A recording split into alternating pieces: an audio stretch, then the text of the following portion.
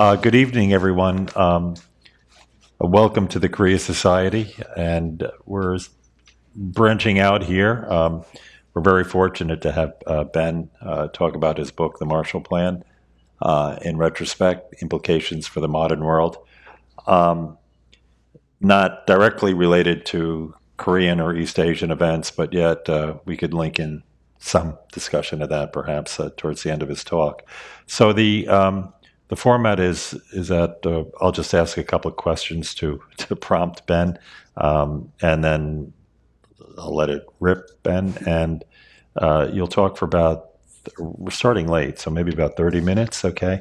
And then we'll have time for Q&A, and then after that, there are books over there if any of you are interested in purchasing the books. The New York Times just published a book review. Is coming out on April 14th, so it's not yet yet out yet. All right, so this is off the record then. But I'll tell you what the New York Times has said, at least part of what they said about this book. Trenchant and timely.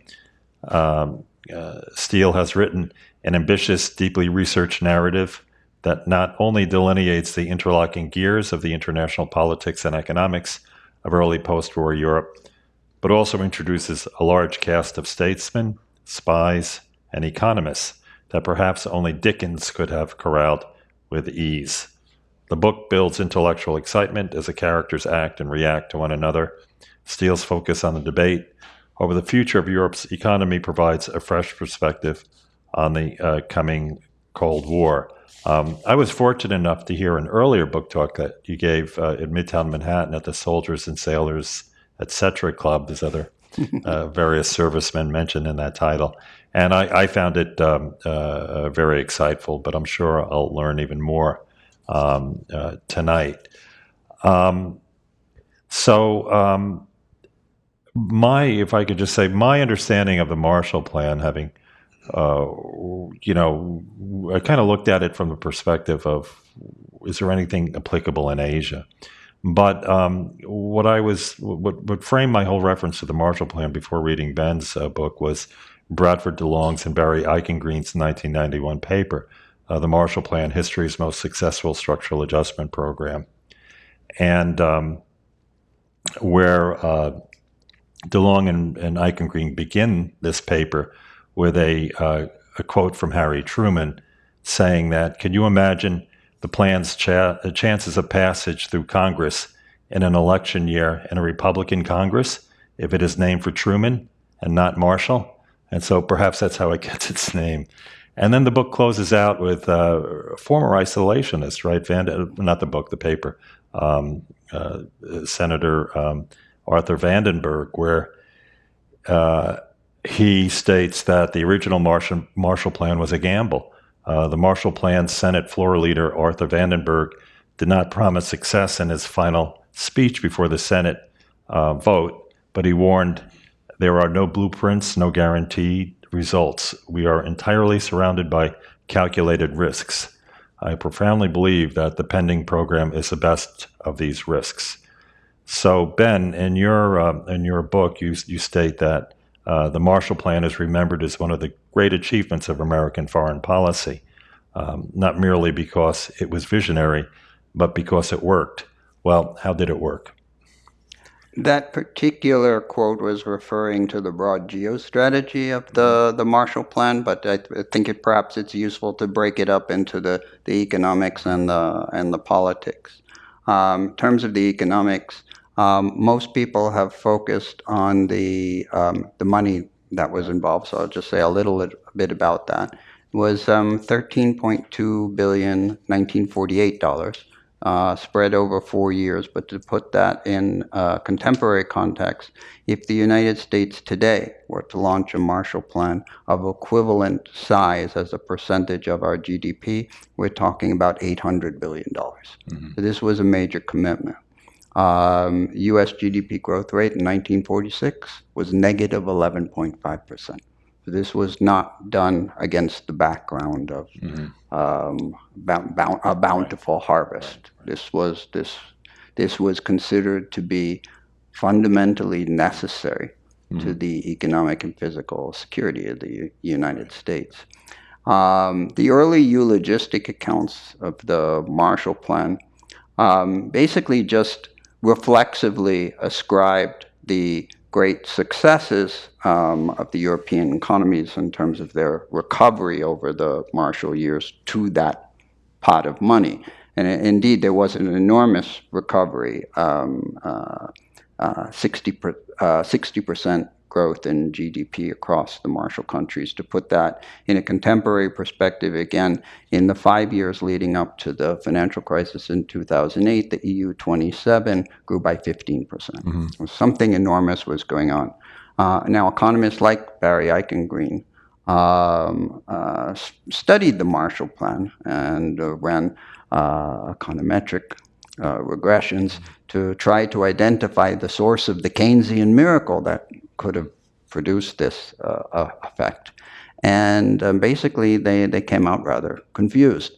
They asked, for example, could it have been that the countries were able to import much more than they would otherwise have been able to import? And there's no doubt that these countries were desperately short of dollars and gold, which is the only thing you could use for payment at the time.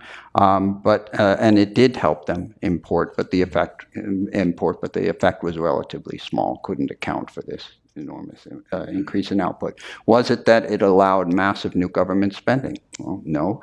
Actually, government spending as a percentage of GDP over the Marshall years actually declined. So they wound up rather baffled. And it turns out that I think the most important reasons for the plan's success are difficult, if not impossible, to quantify. George Kennan, who is perhaps the most important geostrategic architect of the Marshall Plan, always believed that its primary effect would be psychological, that the pot of money was mainly a social stabilizer to help the population stay supportive of the massive structural reforms that were being undergone. The United States was determined to integrate Western Europe economically and politically, so the whole idea of a European Union came from the State Department. It did not come from Europe. It had to be basically imposed on the Europeans by the United States. But he wanted this to be a 4-year program to convince the Europeans that we were not going home, as we did after World War I, that we weren't just writing them a check and then retreating into isolation. So and I think that Kennan was exactly right in that regard. But it wasn't enough. I should emphasize that the Marshall Plan would never have worked on its own. The French and the British in particular objected that if they would follow the State Department's vision of integrating economically, they would no longer be self-sufficient, and therefore they would be more vulnerable to threats from abroad. For example, the French said, what do we do if in 5 years' time, when Germany's revived, they cut off our coal supplies? Or the Soviets take over Western Germany and they cut off our coal supplies. So if we're going to go forward with your vision, you have to provide security guarantees. And so 1 year and a day after the passage of Marshall legislation, so this is now in 1949, we passed equally important legislation to create NATO. So the two things, I would argue, go together. And to illustrate how important it is to have both of them, in Iraq and Afghanistan today, we've spent over $200 billion in reconstruction aid alone. That's more than 50% more than the totality of Marshall aid in current dollars. So it's not as if we haven't tried. We have almost nothing to show for it. And the main reason, I would argue, is lack of security. The second, a critical component of the Marshall Plan was reversing American occupation policy in Germany. Right. The occupation policy had been written in 1944 by Treasury Secretary Henry Morgenthau. It was disastrous. It was known as the Morgenthau Plan. The idea was to pasteurize Germany, to deindustrialize it, and keep its industry down. This was leading to humanitarian disaster, economic disaster, and geostrategic disaster because it made the American occupation so much more difficult. And we reversed this policy entirely 180 degrees. And we decided to make Germany into the industrial engine of a new integrated Western Europe. Obviously, we had to convince the French and the British that this was not going to be a threat to them, but that was extremely important. Now, with regard to that quote, that has to do with the geostrategy, and I explain in the book that although we remember the Marshall Plan today because it was visionary, it was also hard-headed, and in many senses, hard-hearted. Yes, we revived Western Europe, but we did that partly by writing off Eastern Europe. There are some border countries, in particular Czechoslovakia, that could have gone either way and to either camp.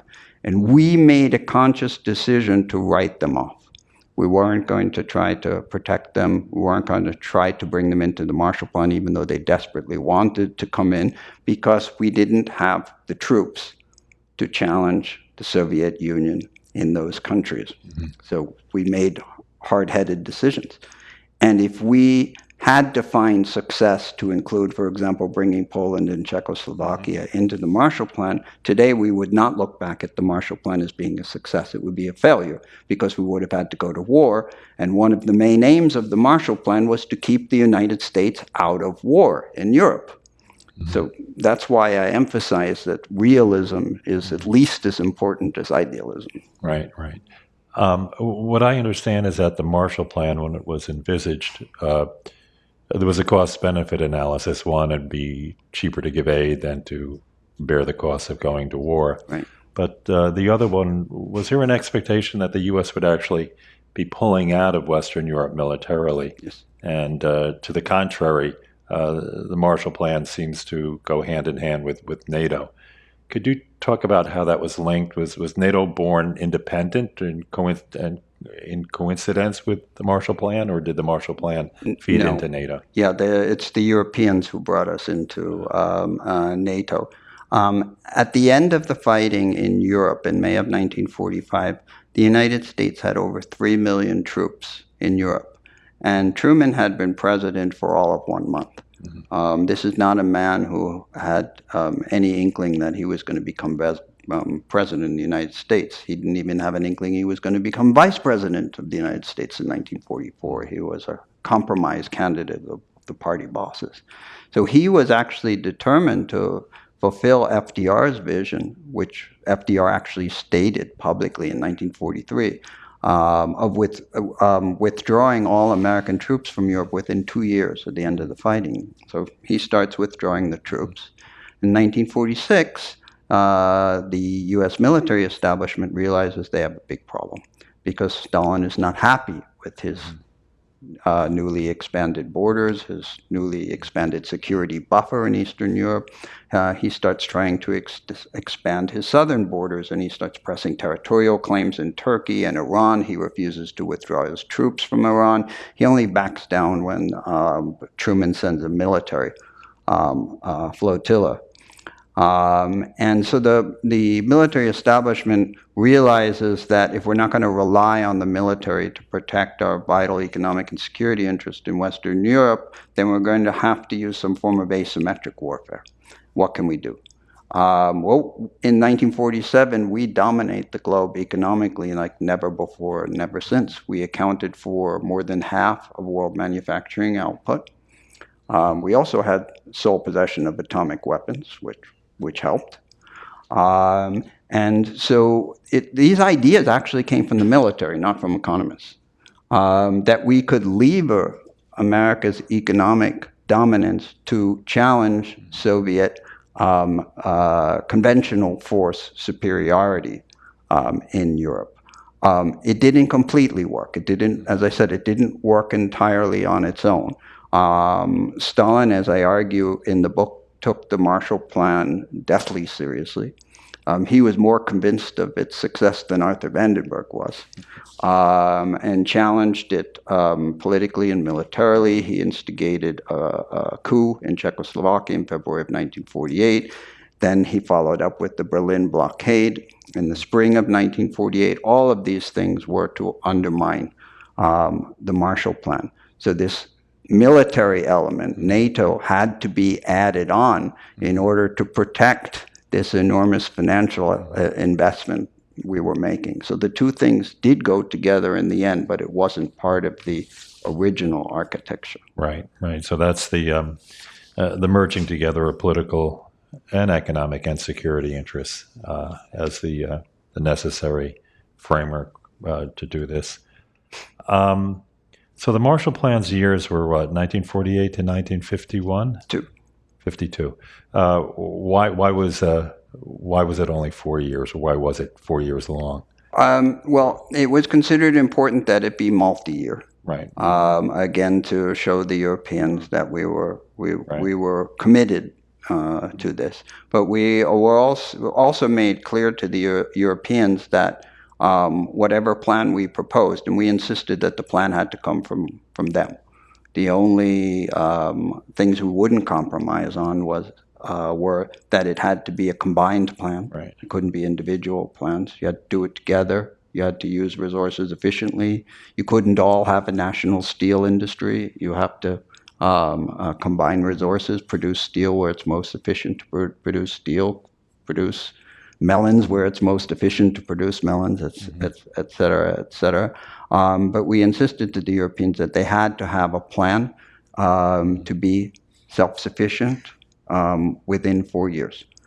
So that meant in some cases they might have to lower their expectations in terms of the standard of living that they might be able to have in those 4 years. But we put that burden on them to come up with a plan that would make themselves self-sufficient. So there was a deadline, a pre-announced deadline, that there wouldn't be further aid after this 4-year period? Right. Yeah. In the end, there was massive aid. It came in the form of military aid. Right. Because we went to war in Korea. So in a way, the Korean War became a sort of annex to the Marshall Plan. Right. And of course, during this period, there was a period of super growth in Europe, right? Attributed to the Marshall Plan. Recovery. Germany was growing faster than, as fast as China did, at least for a several-year period during the Marshall Plan, and even France and Italy, I think, had very strong growth, right, at this period. And in Germany, it wasn't just the aid that we provided. I mean, we did some extraordinarily important reforms. We wiped out their debt, their internal and their external debt. We did an extremely successful currency reform. And the most important thing we did, as I said, was change our occupation policy. Let them recover.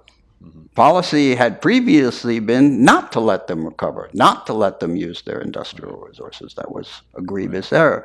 So, I mean, one of the innovations of the Marshall Plan, it's easy for us to look back now and say, well, of course, Germany and Japan would become model democracies.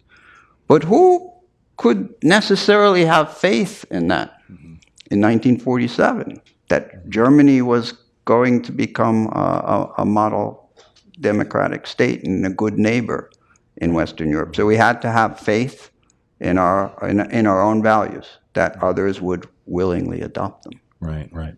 And of course, the Marshall Plan is named after General Marshall was the Secretary of State. But was it the State Department that was a key driver, or was it Treasury, or was it a combination of agencies in the State US Department. And I should emphasize that under FDR, the State Department was really marginalized. FDR was pretty much his own Secretary of State. Insofar as the bureaucracy had power in the area of foreign affairs, it was mainly the Treasury. Henry Morgenthau, the Treasury Secretary, had no qualifications for the post, but he was an old friend of FDR's from Hyde Park, New York. Truman changed that entirely. Truman re-empowered the State Department, not just in traditional foreign affairs, but in foreign economic affairs. Truman, I think, also doesn't get nearly as much credit as he deserves for empowering good people. Broadly speaking, he chose better people to trust than FDR did. Right. And he let them run with their ideas. And who were some of these the more prominent good people that Truman chose. Right. Well, putting aside Marshall, who is not an architect of the Marshall Plan so much in terms of the details, but he's a master synthesizer. He's a great salesman. It is difficult to imagine this thing having been legislated without him. Truman, you read that quote. He did tell his primary political advisor, Clark Clifford, that anything that would go up to Congress bearing my name would, quote unquote, twitch a few times, turn belly up, and die. He said, but even the worst Republican could not vote against a plan named after the general. Arthur Vandenberg, the Republican chairman of the Senate Foreign Relations Committee, is critical to getting this legislation through a hostile Republican Congress.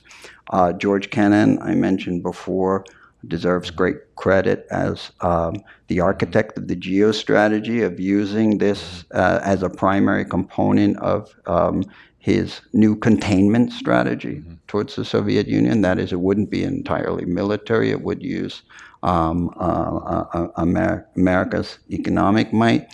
Will Clayton, very important figure in the State Department, Undersecretary for Economic Affairs, who deserves primary credit for making European integration the centerpiece of the Marshall Plan. In many ways, I think he should be considered the father of the European Union, not, for example, the great Frenchman Jean Monnet.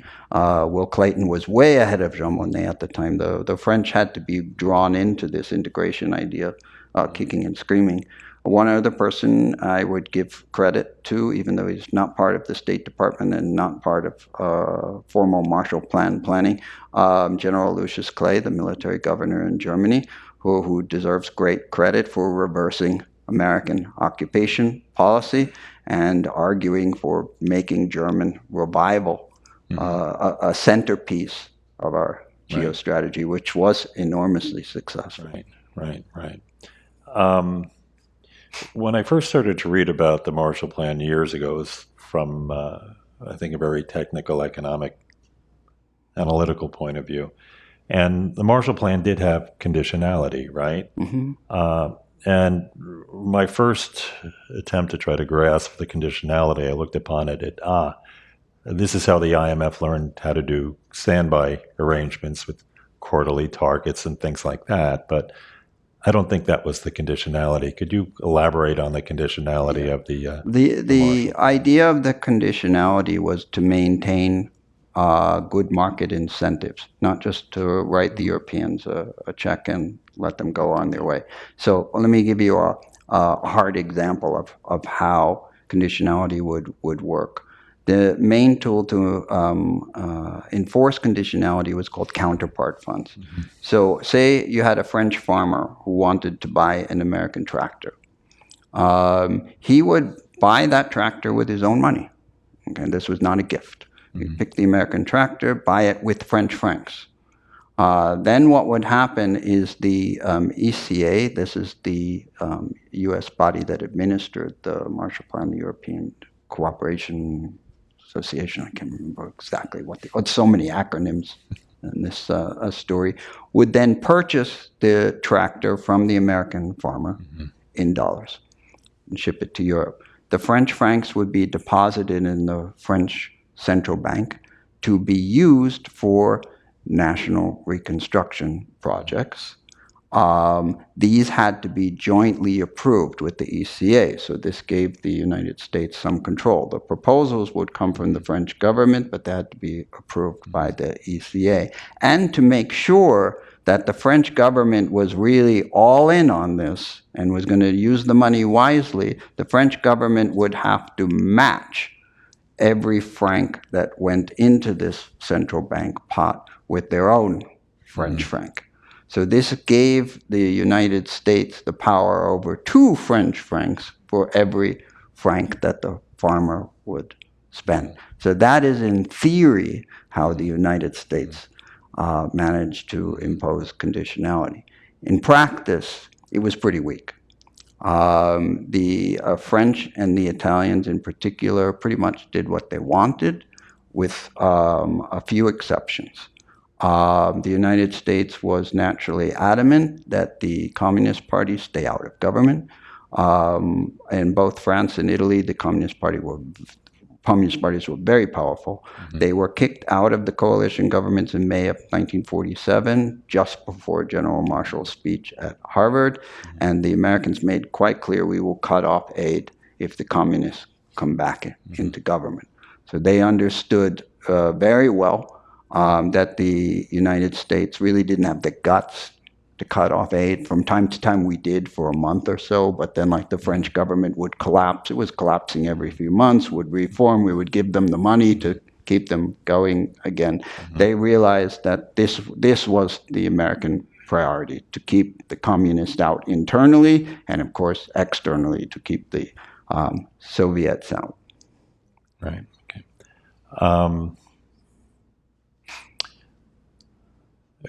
Perhaps we can get to more of this stuff directly relevant to the Marshall Plan in the Q&A. But towards the end of your book, you mentioned that you note that there is an enduring passion for creating new Marshall Plans to solve the world's problems.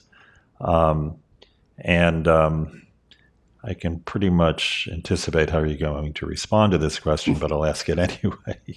So here we are at the Korea Society. I'd like to turn to two problems, or two developments over here. One, North Korea. How would you analyze, or how would you prescribe a plan that could lead to the economic development of North Korea? What would it take? Right. First of all, to sort of whet your appetite, let me give you a little bit of the history. In fact, Korea does figure in. You and I were talking briefly before we came up here about whether I found some things that surprised me in my research. Here's one. The subtitle of my book is Dawn of the Cold War, which I expected to surprise a lot of Cold War historians who date it to 1945. I, in fact, argue in the book that the Cold War doesn't really start until after General Marshall's speech in June 47. And the reason I argue in the book is that it's not until Marshall's speech that both the Soviet Union and the United States decide that they are going to pursue their interest unilaterally. They're going to abandon the so-called Yalta-Potsdam framework for cooperation. Just a few weeks before Marshall's speech in June, so this is May of 47, I found in the Soviet archives that Stalin orders a Soviet negotiating delegation to reach agreement with the United States on creation of a unified Korean government, with the proviso that the U.S. agrees for quote-unquote sufficient representation for leftist groups in South Korea. After General Marshall's speech, that cooperation is gone. So cooperation breaks down globally. This is not to argue to you that Stalin was a nice guy and was really going to cooperate as we might understand the term cooperation. It was always going to be on his terms. But he was convinced that the Americans would eventually have to leave Germany. He would be able to take over Germany. So it was definitely worth reaching some agreement with the United States over Korea, who cares about Korea, to get the real prize, which was Germany. So that's how consequential it is.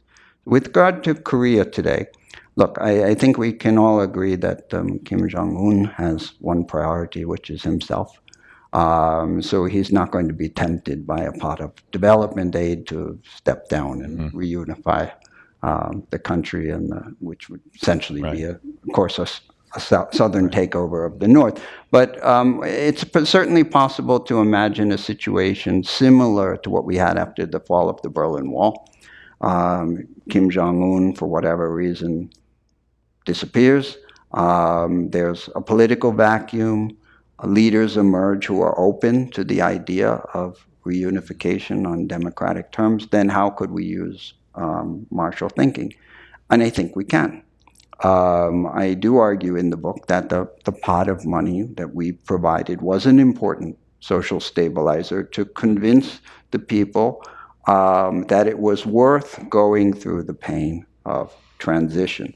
But there were structural reform elements that were extremely important. Currency reform, for instance, we're getting into technical things now, but very important in Germany, the currency reform that we imposed in Western Germany against the protest of the Soviets was extremely important in reviving the West German economy. I think German reunification after the fall of the Berlin Wall teaches us some positive and negative lessons. For example, one of the questions the West German government had to deal with is what exchange rate should we use for the two currencies? And for political reasons, it was decided to do it at 1-to-1. Well, that had some severe negative consequences. The East mark was heavily overvalued. That dampened investment, that kept unemployment higher than it should have been. It created problems. So getting that currency conversion right, extremely important. Encouraging private investment, not just from South Korea, but from all over the world in the north as quickly as possible will be extremely important. Otherwise, you'll have a migration crisis. You will have North Koreans flooding out of the north of the country, not just to the south, over the border into China, et cetera, creating a huge crisis. So getting investment into the country as quickly as possible to support employment and convince people that they had a future in the north, extremely important. Right. So it's Marshall Plan thinking that could be applied perhaps to a future constructive outcome. Yes, I would also emphasize that there are, as I said, lessons, positive and negative, from German reunification that are probably even more relevant. Right. Okay. And then the other thing we see in Asia is, and you mentioned it in your book, is that in China, Xi Jinping's strategy of international engagement, the Belt Road Initiative. Some people call it a Chinese Marshall Plan. Now, the Belt Road Initiative is really an infrastructure program that will connect China to Central Asia and other parts of the world.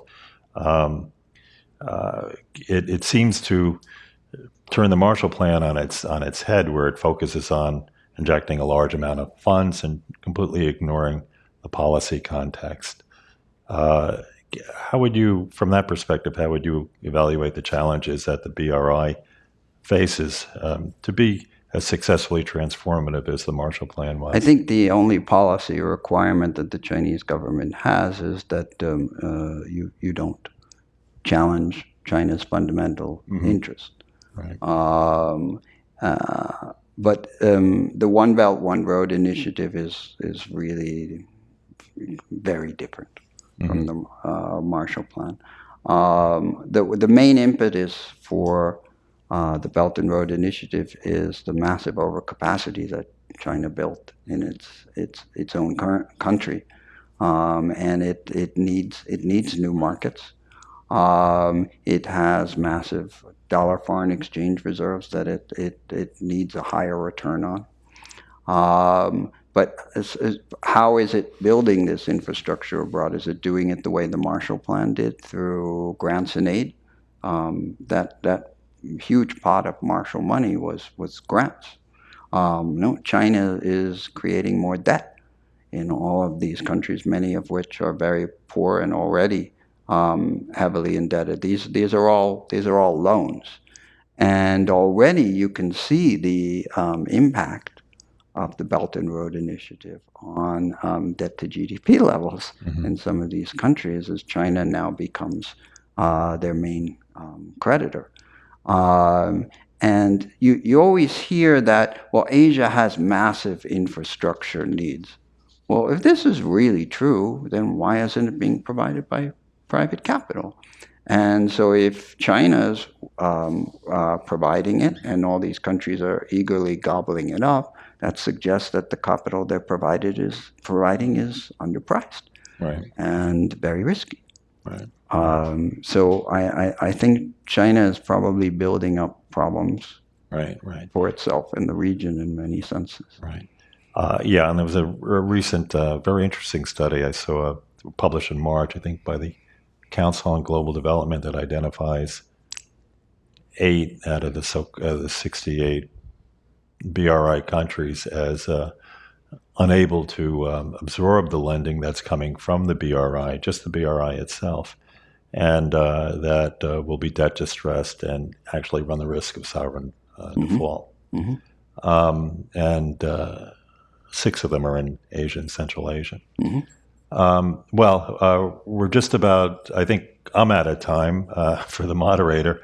Let's turn to Q&A. So if you have a question, just please identify yourself, and in the interest of time, let's keep our questions question-like. In the middle there, right? Good. You'll have a microphone, Jonathan. We'll give it to you. So we have about 10 minutes for the Q&A. Yes, thank you. My name is Felipe. I wanted to ask, you mentioned a few times various policy decisions which the Europeans didn't necessarily like or wanted to go along with us, but we sort of made them. I might mention the first unification of the the British, French, and American sectors of Germany as one of those. The 1989 reunification, the Marshall Plan itself, reindustrializing Germany. Today we're asking Germany to remilitarize, very much against the wishes of a lot of Europeans for very similar reasons to very similar objections to those they proffered back then. What sort of arguments do you think should be put forward to convince them, now that we don't necessarily have the leverage that we had back in the 50s? To convince who to do what? The Europeans to run with the plan to, which, to be fair, they did agree to it in the Wales summit of NATO to bring up their military spending to 2% of GDP. Right. Of course, very much against the other side of the argument. They say taking a big hit economically with a lot of sanctions that we've brought to Russia. They provide a lot of big development aid projects. They have a Marshall Plan for Africa. Back to the moderator's question. So maybe it is a major political challenge, and one of the reasons is that the whole idea of the European Union was premised on the belief that it was necessary in order to prevent war on the continent. And sure enough, it's been very successful at doing that. And it makes it difficult for these governments now to turn to their people and say, right, we need to spend a lot more on the military. And the people rightly ask, well, who are we going to fight? And when their governments say, well, maybe we'll have to fight the Russians, or we'll have to prevent war with the Russians, they say, well, why are you provoking them? Maybe we should have another policy. So it's very difficult to get from here to there. One thing I argue in the book in the last chapter is that NATO expansion has indeed provoked the Russians. It's been massively underfunded. We grossly underestimated how seriously they see it as a potential threat to them. And therefore, NATO expansion itself has increased the military bill for supporting the western part of the continent. I think it's extremely difficult. My personal view is the way President Trump is handling this is probably counterproductive. I think our Article 5 mutual security commitments should be sacrosanct, which also implies that we should not extend them beyond our reasonable reach. We should be hard-headed, just as we were with the Marshall Plan. But we should continue to make the case to the Europeans at every opportunity that this is truly an alliance, and that all of us have to bear the cost of providing for mutual security. Yeah, that's interesting, because in your book you mentioned the to and fro over whether at unification of Germany, whether East Germany would be part of NATO, right, or whether Germany would have to step out of NATO, right, or whether there'd be a hybrid NATO-Warsaw Pact Germany. So that you find justifiable, I guess, in terms of German unification and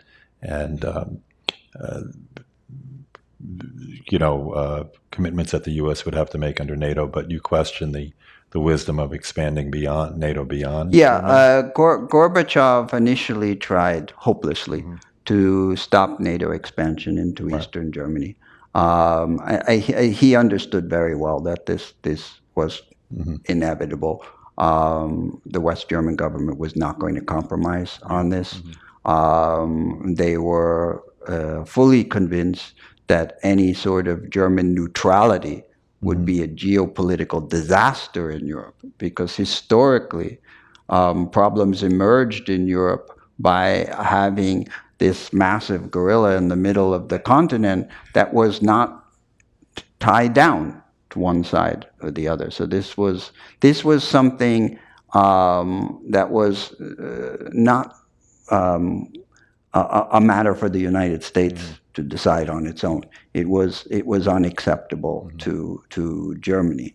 But of course, after Germany was reunited and became fully part of NATO, then Gorbachev and his successor Yeltsin tried desperately to stop further eastward expansion. There was always this relentless logic to NATO expansion that it was not going to stop until it reached Russia's borders. Why? With each inchward expansion to the east of NATO, Russia would get angrier and angrier and more threatening, which would induce Russia's more immediate neighbors to demand entry into NATO to protect them from this increasingly hostile Russian neighbor. So there was the sort of a relentless logic to it. President Clinton was quite anxious to convince people that NATO really didn't have an adversary and we were all in this together. But certainly the Eastern Europeans never believed that. They wanted to be part of NATO in order to keep the Russians out. Right. It's fundamentally an anti-Russian alliance. There's no way to disguise this. Okay. Take a couple more questions. Paul, go ahead. Okay. Talk and whet my appetite for the book, Ben. If we were talking about how the other main Axis country recovered and had its miracle from the devastation of World War II, that is Japan, we'd be talking obviously a lot about another M, MacArthur, and the story there would be much more around the institutional, political, social, economic changes, the deconcentration, land reform, the peace constitution. And one hears much less about a kind of Marshall Plan injection of spending power into the economy. So my question is sort of, are there linkages there? I mean, from the State Department, was there one half of the State Department focusing on the Marshall Plan in Europe and, a completely different sort of locus of thinking dealing with Japan? Or were there some sort of common threads or even some hidden Marshall Plan in the Japanese case as well? How do those pieces fit together? You go back to answer that question to Truman's so-called Truman Doctrine speech in May of 47. What provokes that? The British in February 47 come to the State Department and say, we're pulling all our troops out of Greece, where they're protecting the government from communist insurgents. The State Department is convinced that the president has to make a statement saying that we will protect countries that are faced with this sort of foreign aggression. And there's a big debate within the State Department and the military establishment about what the boundaries of this commitment should be. Interestingly enough, Truman emphasizes economic and financial aid in his speech, even though the speech is quite harsh in its rhetoric. It's economic and financial aid that he emphasizes. The State Department felt that it was important, at least in the first stage, to concentrate on the most immediate problem, which was protecting Western Europe. Japan wasn't an immediate security problem for the United States. Now, having said that, as the State Department became convinced that the Marshall Plan was successful, going into 49, Marshall steps down, Atchison becomes Secretary of State. You start seeing the thinking that had been applied in Europe being applied in Asia. For example, Atchison asked, rhetorically, should we consider some sort of arrangement with the Soviets to make Japan neutral? And he says, absolutely not. Absolutely not. The Soviets will undermine it. Fundamental to the Marshall Plan thinking was creating strong independent allies abroad. Not vassals, not tributaries, but allies. Countries that would stick with us through thick and thin without our having to occupy them. So this thinking that we applied, for example, in Germany, was a relatively benign occupation by any reasonable historical standard. MacArthur obviously had the same sort of approach to Japan. The Japanese public had been expecting a brutal occupation. They didn't receive one. They did, like the West European states, have security provided from the United States, so they didn't have to worry about invasion. So I think the way we handled the occupation and the fact that we did provide critical security, there was no internal threat from terrorism, for example, were conducive to the same sort of recovery in Japan that you saw in Europe, even though they weren't part of the same program. I saw two more questions. Let's ask the questions serially, and then, Ben, you could answer them. So go ahead, YD. I think YD Kim from the board of the Korea Society. I think the previous question already asked. I was interested in Japan, and I understand Korean War really helped Japan to, of course, recover. So you explained everything to my satisfaction anyhow. But I think my second question was, when the Marshall Plan was, devised, and how was our allies like Great Britain and French reacted? Mr. Churchill and de Gaulle, they went along easily, or that was my question? Can we just get the second question, and then you can answer both in the interest of time? About how our allies reacted. Yeah. Okay. I mean, yeah, the second person okay, sure, asking Okay. the third question. Hi, I'm Nico of NYU University. You've mentioned that the NATO expansion could have caused the militant response of USSR. I was just wondering, what is your opinion on that? Well, Russia. NATO expansion you're referring to, not the creation of NATO.